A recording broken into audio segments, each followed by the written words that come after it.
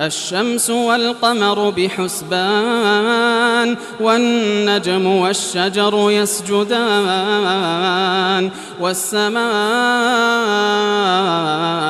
رفعها ووضع الميزان ألا تطغوا في الميزان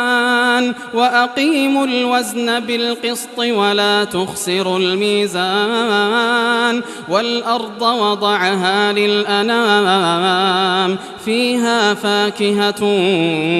والنخل ذات الأكمام والحب ذو العصف والريحان فبأي آلاء ربكما تكذبان خلق الإنسان من صلصال كالفخار وخلق الجان